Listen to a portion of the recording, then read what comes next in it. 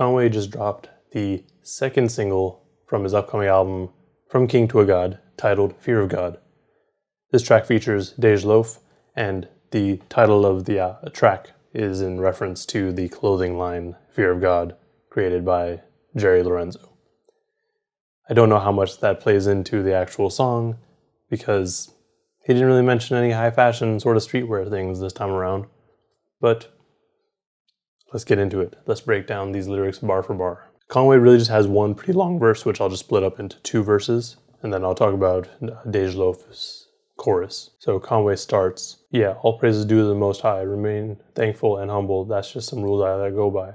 It fucked me up when my people gave my dude low profile. Told him that time like Kobe's first step, that shit gon' blow by. Used to bag the dope playing most def black on both sides. Was in the streets, but I still provided them hope for those guys. I'm just letting my soul fly, flow raw like the bricks from the source, where you gotta take a plane and a boat ride to get it back. Every dude in my section live. Know some shooters that's busting pipes like when pressure rise. Boom, boom, boom, boom. Rappers acting tough, showing they fake aggressive side. Till I see them in public, now they wanna contextualize. I heard dudes shot up your corner. Hit like two dudes, you pussy guys have yet to slide. These verses is exercise. Lately I'm feeling I'm the best alive. And it's my first album, I just arrived." So in this section, it's weird. He's not humble at all.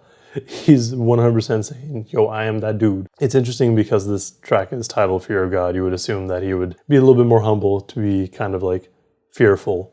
But I think it's more of like him putting himself up as like a status symbol, kind of like Fear of God. Like, if you haven't seen how much these Fear of God shoes cost, go check StockX. Shit's ridiculous. Remain thankful and humble, that's some rules that I go by. Pretty straightforward. I mean, he has reached a pretty good level of success, and he's just remaining humble and thankful for being able to attain these goals, which also may play into the fear of God sort of thing. Like, he's doing things in fear of God too, that God's going to strike him down and get rid of this success that he's had. It fucked me up when people gave my dude a low profile. All I can think of that is like, was he tried to put on one of his homies and people were just like ignoring him or something. Like, they kind of, like, he stayed underground or something like that. Told him that time like Kobe first step, that shit gonna blow by. That's kind of in reference to his career and in comparison to Kobe's. Kobe's career just kind of shot off, and then unfortunately he's passed away. But he's kind of referencing that because his career is really taking off right now. And who knows, one day he might just be gone. Was in the streets, but I provided the hope for those guys. That's a line where he's talking about basically being a, not really role model, because that might not be the right word for it, but people looked up to him because he's seen some success, but even though he's been on the streets. So people in the streets are still looking up to him like, yo, you made it out, I'm following your footsteps. He kind of says a lot of things on these next couple lines. Just kind of one note things. I'm just letting my soul fly. Like, he's just speaking from the heart. Flow raw like the bricks from the source, where you gotta take a plane and a boat ride. I don't need to elaborate that one too much, I don't think.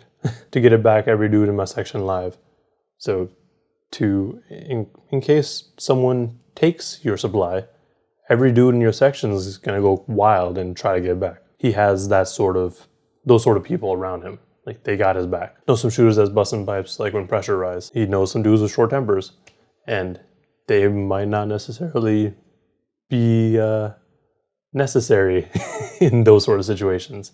Like, obviously, you need to have someone who can handle things in case they need to go get the supply back, but maybe not just go out guns blazing. Rappers acting tough, showing they fake aggressive side. That's just funny. People act hard all the time, but they really just ain't none. And then till I see them in public, now they want to contextualize. This also is just kind of like, I think it's less of people coming at Conway specifically, but more that Conway's noticed that these rappers say these things, and then he sees them in public and he's like, yo, you ain't really about that. And he starts to talk to them, and they're trying to explain themselves, like why they said it this way or something like that. And then he backs that up with the following line. I heard dudes shot up your corner for a second time. Hit like two dudes, you pussy guys have yet to slide. This is in reference to people that are still on the streets. Yo, you had your people get shot up, and no one's done anything about it. So that kind of plays into the sort of thing where you're like, yo, why you acting tough when you really won't do nothing? And I think for Conway that's pretty important because that's what he's been saying earlier on in his verse. These verses exercised lately, I'm feeling like I'm the best alive. This is my first album, I just arrived. I think he's talking about all the projects that he's done previously where they weren't necessarily albums. They were mixtapes and projects here and there, kind of like a warm-up. So he's warmed up to exercise and he's feeling like he's the best alive. I mean, he has been really consistent recently. And this is my first album, I just arrived. I mean, straightforward. This is his first album. He's now officially out on this, like, as an artist, I guess you could say. And then the rest of his verse goes, I heard dudes stealing my lane, but we don't spit it the same. They say it's getting spooky, I hear dudes stealing my slang. They trying to hang so they can get close to the book and just steal that in my page. I don't consider you gang. I told you on that song with Eminem, Bang, that I would pull up, let it ring. Do you think that shit's a game? GXFR went and put that shit on my chain. Cause long after I die, all my dudes remain. Hey, my dude Hit Boy did the production. Rolling my wrist and I busted. Listen, we built the whole Griselda house with our own hands. We did it from nothing. I mean, Wes owned the land, but I did the construction. So fuck your top 5, it ain't me. I came a long way from May Street. Look what I became, God don't make mistakes. I'm about to have Paul, Rob, and Peter to pay me. So this section, that's where it goes a little bit deeper and it's less of like one-off bars. People are starting to copy him and he's taking note. This is always going to be the case though. Whenever someone has a popular sound, there's going to be copycats. That's just kind of the state of things. He goes on to say, like they're trying to steal my lane, but we don't spit it the same. There's a way that he raps that other people try to emulate but can't quite do. They're trying to hang so they can get close to the book and just steal them a page. Pretty straightforward. There's people who are trying to emulate their sound and they try to work with them in hopes that they can be like, hey, let me take a look at what you're doing. Let me try to copy that. I told you on the song with Eminem that I would pull up and let it ring. Bang was just a straight up attack on rappers.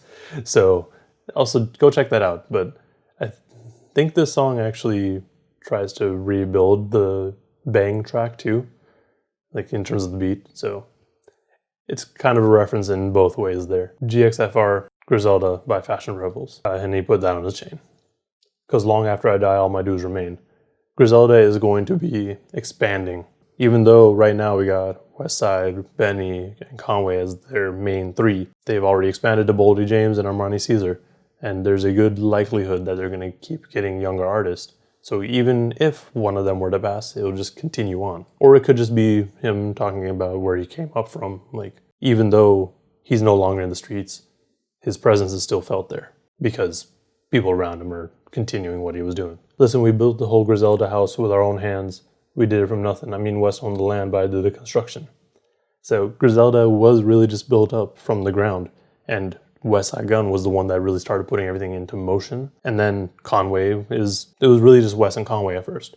So Westside Gunn had the ideas and the motivation and the kind of like the management skills for it. And then Conway was the solid ass rapper that he had on board with him.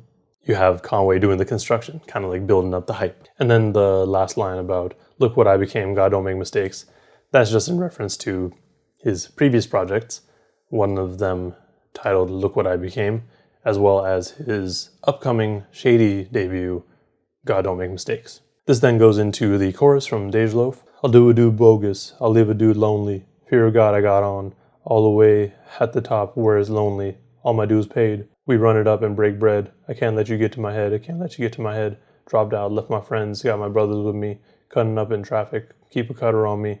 I grew up listening to most of my OGs. Keep an eye on Granny, I can't watch her OD. Got real birds watching me. You got big nerves plotting on me. I don't fear anything. I don't feel anything. This chorus is pretty straightforward. It's kind of reiterating what Conway's already said. I will F you up. And then also they're wearing Fear of God. So that kind of goes back into what I mentioned earlier about it's probably just a reference to Fear of God's clothing because they tend to talk about high fashion. Even though Fear of God isn't super high fashion, it's kind of like streetwear. And then everyone's paid, we break bread, Can't Let You Get to My Head. They both go back to where they came from. They all break bread with their homies, and then they can't let the negativity get to them. I think that also kind of plays into the fear of God. Like, people may be getting into their head where they're like, yo, do this thing, and they aren't doing so because they have a fear of God and they don't want to mess up what they have going for them. Anyways, that's about all I have for this track. It was pretty short and fairly straightforward, so there's not a whole lot to break down, at least until I listen to it like 3,500 more times, because it is a really solid track.